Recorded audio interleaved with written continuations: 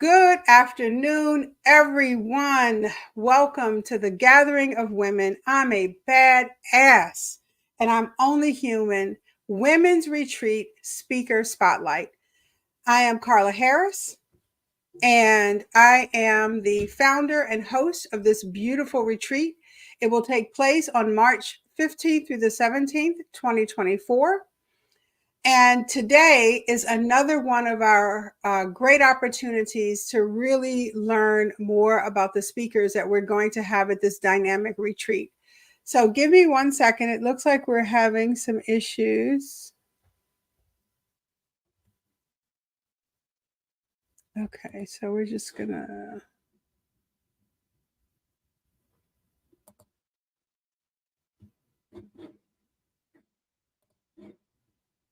All right, sorry about that. We had a little bit of a technical issue here.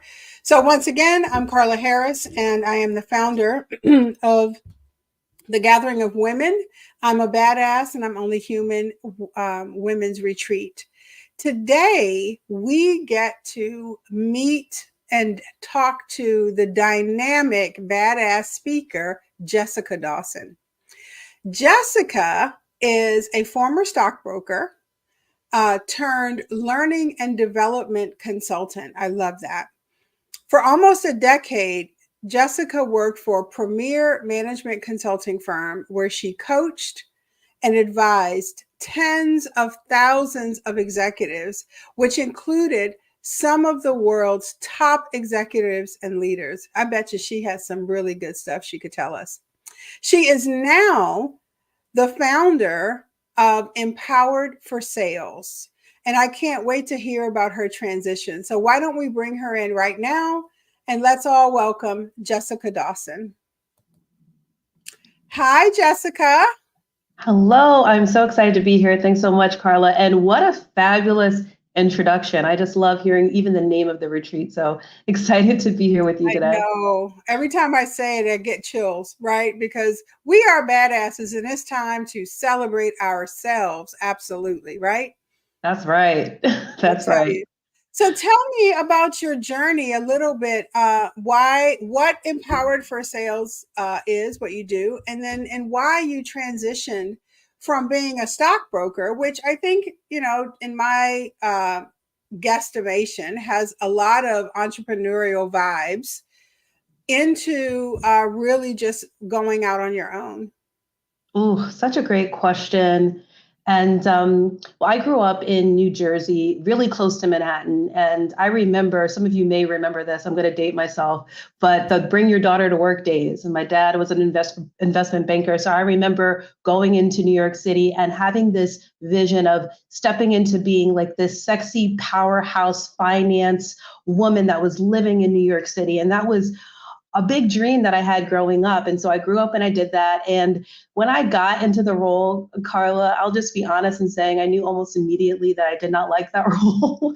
Yeah. And I stayed, and it wasn't until 2008 where I was working for Lehman at the time, like for a subsidiary, and Lehman was collapsing and I'm taking client calls and getting called every single name under the sun.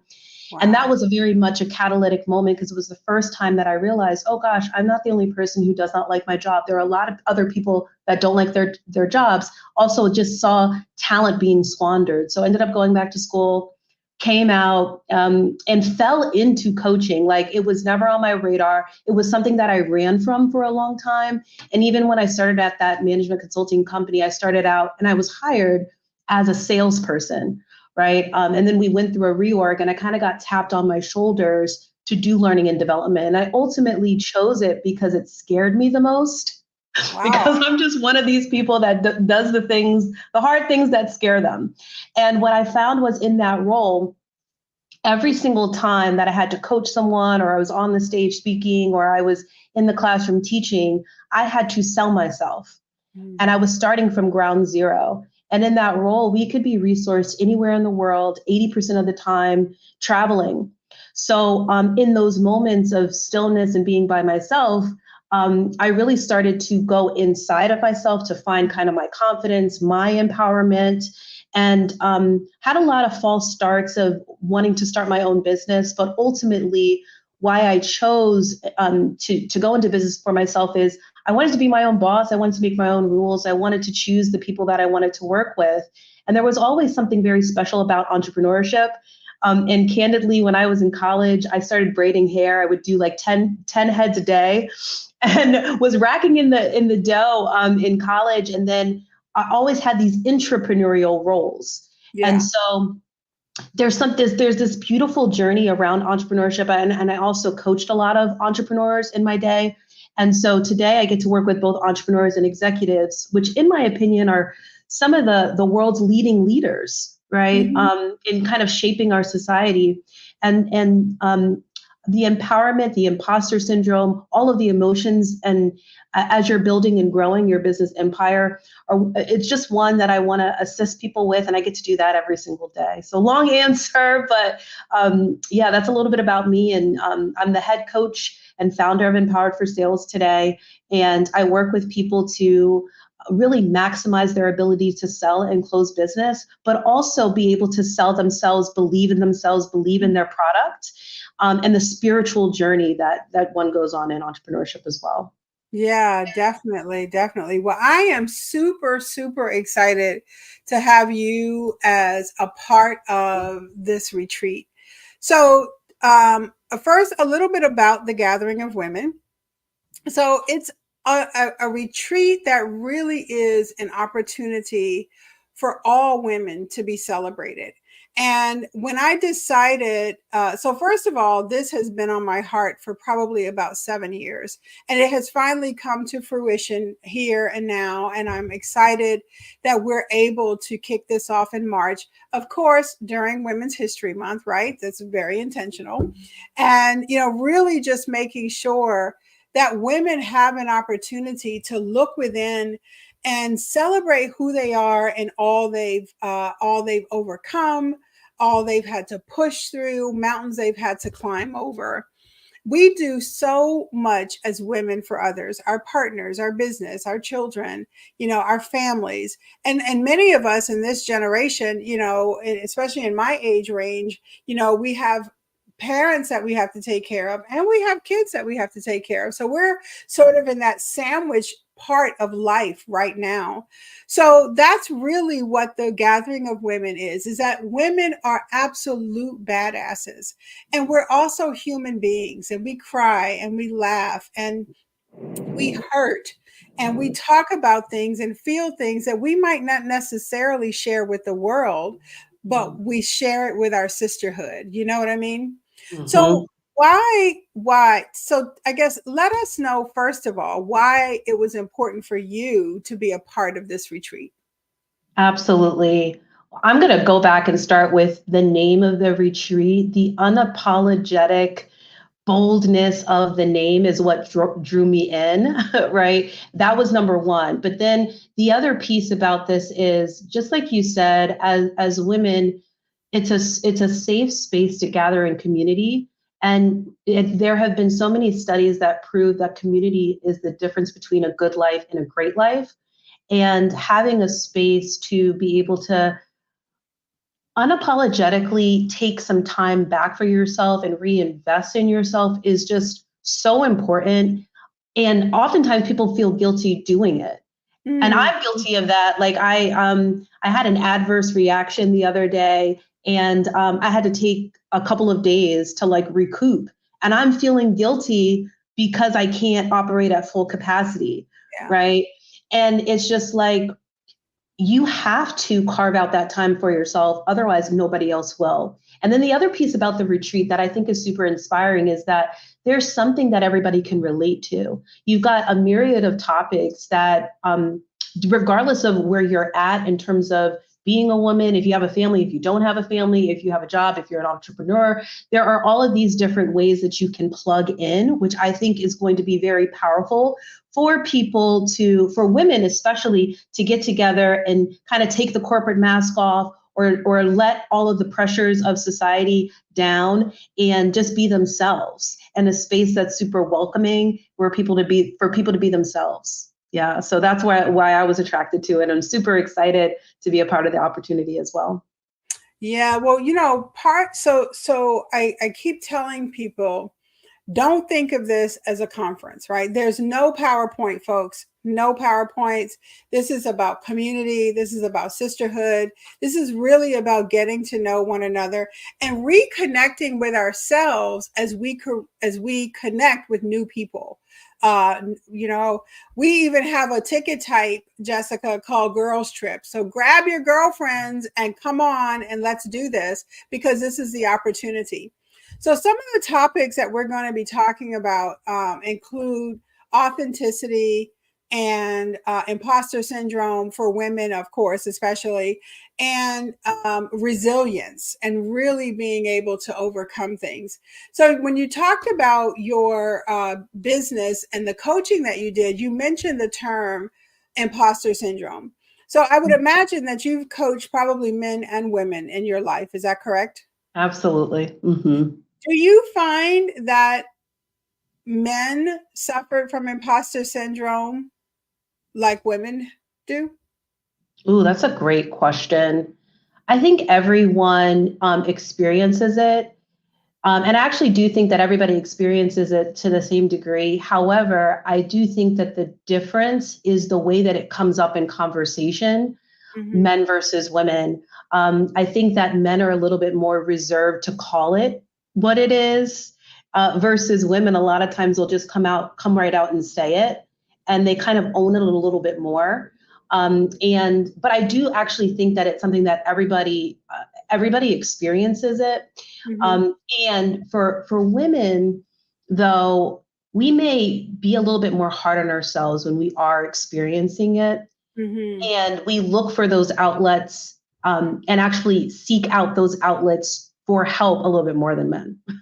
Yeah, yeah, we definitely, I think we could probably be safe to say that we do know how to ask for help, probably just a little bit more, right? Yes, yes, So, have absolutely. you in your journey, um, have you ever experienced a feeling of imposter syndrome? And how has it, if so, how has it impacted your journey in your career?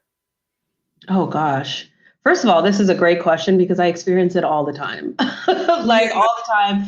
Um, and especially when I was in the world of finance, when I started off as a financial advisor, I was one of the only women. And then in that investment banking role as well, I was one of the only women. But I did grow up with brothers, so I'm kind of comfortable in that environment. But for the longest time, I didn't necessarily think I was that smart. I grew up with a mom who's a mathematician, a dad that was an investment banker, and I didn't necessarily get those genes, although I tried to force them. My Mm, smart comes out very differently. I'm more smart when it comes to people and understanding people and being able to understand and also really cultivate talent. But for me, it was more so about my abilities. Am I able to step up to this ability, and kind of questioning myself mhm, a lot. And so that didn't just stop in that stockbroker role. Every single time when I was in that consulting role, whenever I would go to an organization, when I would step into the room, I was always, nobody ever looked like me. I mean, it just that wasn't what it was. And so I really had a lot to overcome. And for me, I get my confidence through deep study. mm. So if I have the study of it, and my reps in, or my experience with something, that a lot of times is how I'm able to overcome the imposter syndrome. But you have to go through the fire in order to get to that other side. It's like Sure. study, experience, getting yourself into it. But I would say that today, in entrepreneurship, I almost welcome it, because you can't grow when you're comfortable. So Mm. imposter syndrome, to me, I've kind of taken an empowering stance around it. It just means that you're growing and that you're not staying stagnant. The comfort zone is not actually all that comfortable. Yeah, it's interesting that you say that. Sort of like that common sense, right? Is not very common in a lot of cases. But so it's interesting as I've gotten older. I like many women, I've suffered from imposter syndrome where I've literally just been anxious if I go into I don't know, a boardroom or something where I'm sitting at the table. So I have my seat at the table, but leading up to that, you have that little voice in your head that says, should you really be here? You look around the room and you see, you see folks with doctorates and these and that, and they've got hundreds, years and years of experience, and they work for Fortune 500, Fortune 100 companies, and I'm sitting there at the table, and it makes you, for me personally, it's made me sort of in those moments have to regroup and say to myself, you know what, you're here because you deserve to be here. You are knowledgeable, you know what you're doing, you've been doing this for a long time. And it's but I do think that as I've gotten older, the more authentic I've given myself permission to be. Do you feel that women have issues or have difficulties being their true authentic selves in certain Mm. situations? Yes, it's a really fantastic call out, and I also just love how you talked about speaking over yourself, which I think is just a fantastic way to kind of re-anchor. But I do think that women oftentimes we can second guess ourselves, like almost like, am I going to be found out that I'm here? Am I good enough to be Mhm. here? And the reality is, for me, the biggest shift that I made, because there's so many societal labels, right? So woman, I'm also a Black woman. When I first started out in my career, I was a young Black woman. Mm, And I would, I think, let those labels kind of dictate my nervousness, or even let those labels allow me to believe that I had more to prove to be in that space. And it was actually the minute that I let all of that go that I felt this shift. mm, And not that I don't still struggle with that to this day, but where I went, and it's a little bit non-traditional, like I went to the more, can I step into a space where I'm speaking soul to the people? Because what I found was the labels, what they did was they actually took me off my game. It wow. took me off my game so much. And when I was able to get into a space where I'm like soul to soul, this is another being that's aside from me. I think that people can feel when you have that sense of fear or unworthiness or valuelessness. And they can also feel when you're unapologetically have taken off the corporate mask and you're just soul to soul. But that took a lot of practice for me, Carla, and I struggled with it for a long time. Yeah, A long time. Yeah. And yeah. I still struggle with it, but not to the detriment that I did when I first started off in my career. Yeah, yeah, of course, because we live, we learn, we grow, we mature. And, I think we learn to walk in our own skin a lot better when we're in our, 30s, 40s, 50s. And, I just, it's really great. So what do you think some of the common triggers are for imposter syndrome amongst women in the workplace? Oof. Yeah, I think that common triggers would be around, and it is kind of sucky that we still are having to deal with things like moving up the corporate ladder or starting off in entrepreneurship and worrying about like our home lives, or like Mm, having being in our childbearing years and how that might stagnate our growth. And I also think that for the women who are not married and do not have kids, while it may appear to be easier in terms of moving up the ranks, there's sometimes a little bit of, oh gosh, am I good enough even as a woman because I haven't gone through those social milestones? And am mm, I good enough when I get invited to the corporate party or to the functions, and maybe I don't have a husband and I don't have a husband and I don't have kids, right? And I'm a woman of a particular age.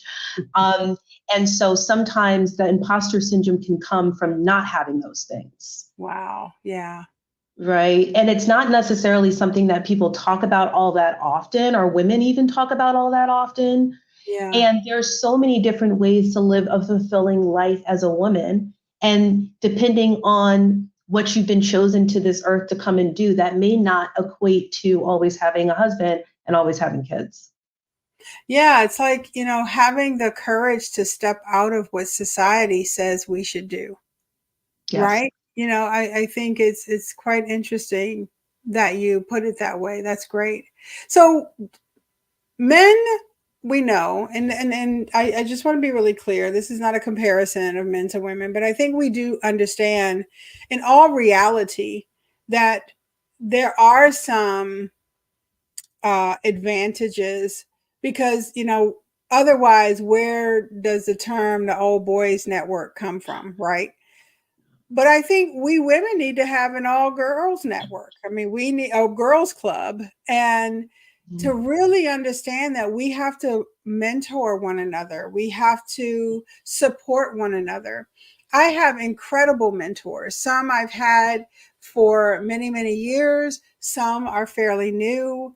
There are people that I look at, even though I don't know them very well, have said things to me just in passing that have stuck with me for a really long time. And because, you get that one piece of wisdom. It's kind of like a rhema word, right? You get that one piece of wisdom that just sits with you and lives in your core. And I remember a woman that I met, probably this was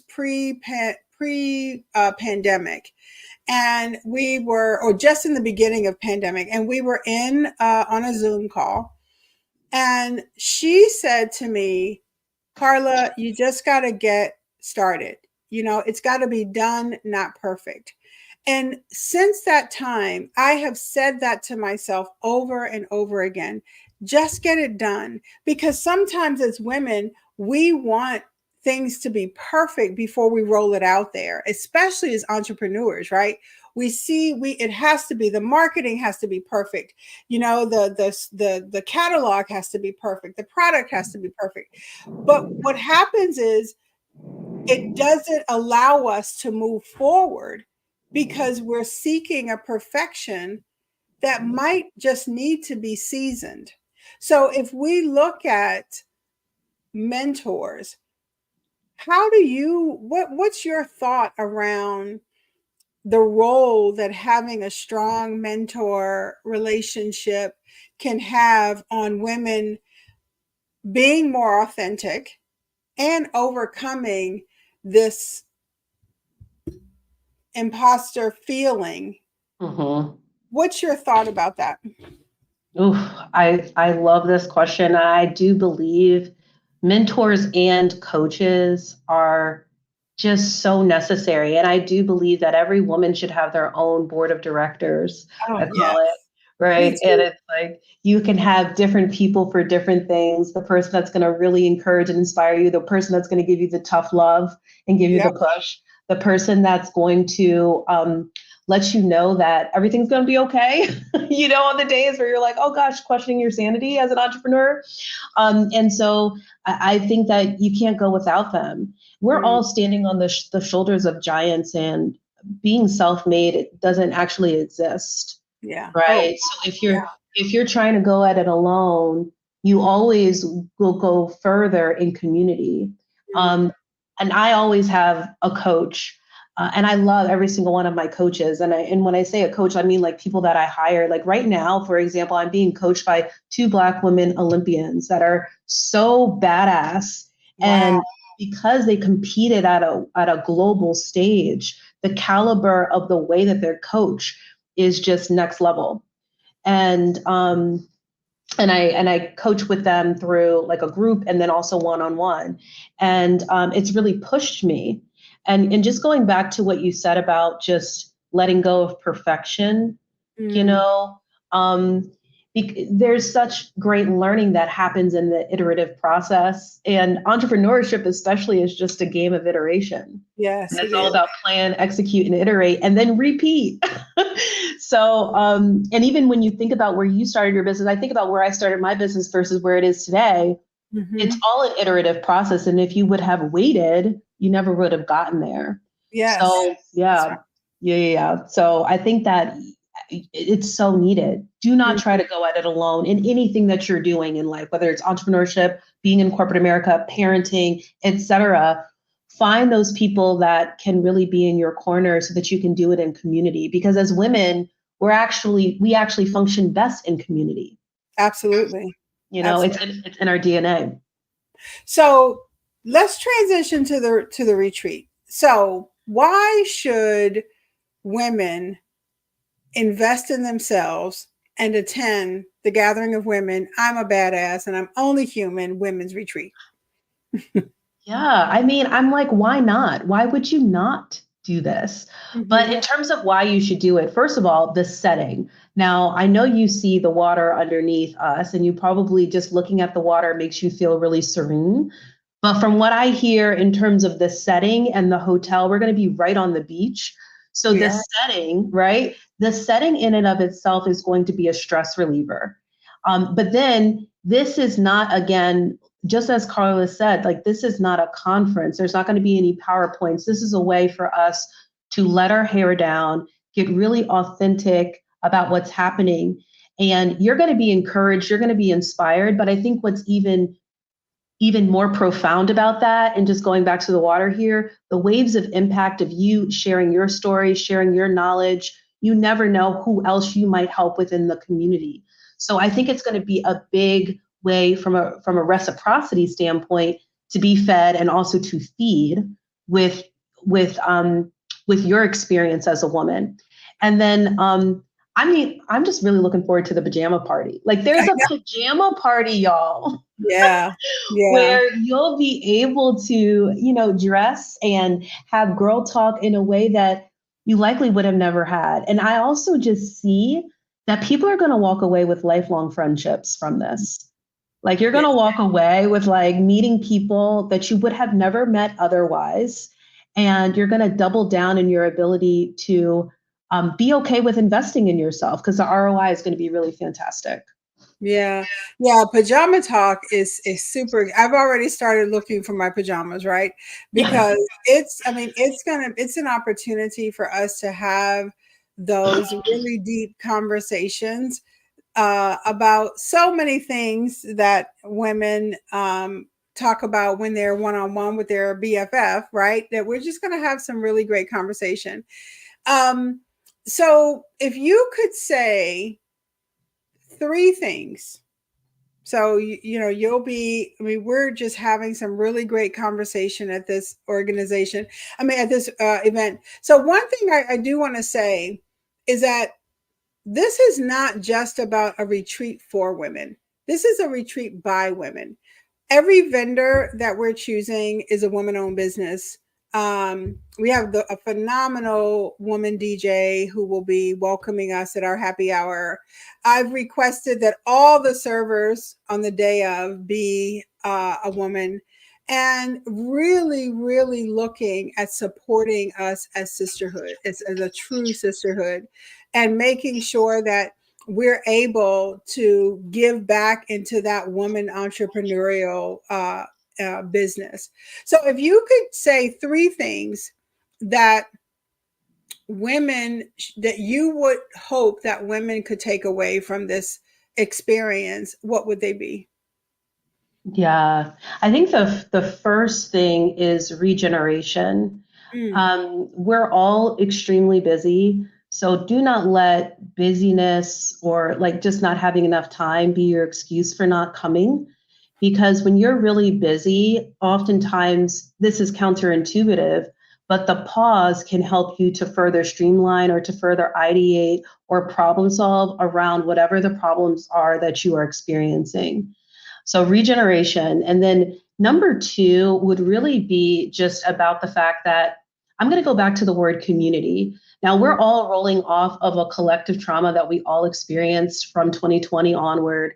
And the after effects of that are still strong. And people are craving community more now than ever before. So this is a way to have a very unique community experience that does not just have to be a one time. I think again, like the relationships are going to live on well beyond not only just the relationships, but also the knowledge that mm, you get will live on well beyond the time and space that's going to happen in March 2024.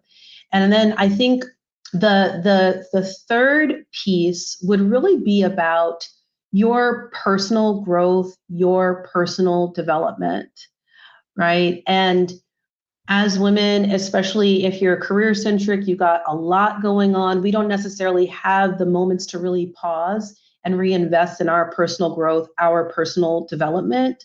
And it's so necessary because just being in this lived experience, we're always expanding. Mm-hmm. And if you're stagnant or you're feeling too comfortable, this is a way to shake things up, to receive some fresh new energy that you would not have otherwise received, and be a way to really catapult for the rest of 2024 and beyond. Yes, absolutely. And to reiterate what Jessica said, we will be on the beach. The retreat will be at the Pelican Grand Beach Resort. It's right on Fort Lauderdale Beach. We are kicking off Saturday morning at 6 a.m. with Sunrise Pilates on the beach. So absolutely, it's an opportunity to hear the sounds of the ocean. You know, I'm a beach girl. This is why I moved back to Florida, because I just thrive and get energy when I hear the ocean, when I feel the sand. And this is an opportunity to do that. So Jessica, thank you for being here. And I hope I can say I can speak for you when I say to all women everywhere, we invite you to celebrate yourself. We give you permission to say yes to yourself and really take an opportunity to invest in yourself and your time getting to know yourself. So join us on March 15th through the 17th, 2024, during Women's History Month, as we celebrate women everywhere. And you'll see the code there. Right now, we're in early bird registration, which ends December 31st. And if you use the code BADASS, you will receive 10% off of any ticket type that you see there. But please join us for this phenomenal retreat. You will get to meet speakers like Jessica. You'll get to network and, shake your leg a little bit with our DJ. DJ Divine will be there. Pajama Talk is going to be a really special time for us. And then on Sunday, as we say goodbye, we have the farewell brunch, which is right on the ocean. And we're just so excited about the ambiance that this retreat is going to bring. So Jessica, thank you again so very much for being a part of this. I am honored and humbled by just the vast knowledge and expertise that each of the speakers are going to bring. And you are absolutely a powerhouse, and I appreciate you. Thanks so much for having me, Carla. Looking forward to seeing everybody in March.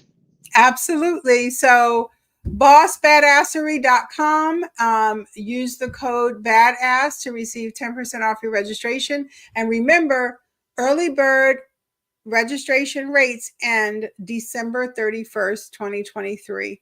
So until our next speaker spotlight, have a great day.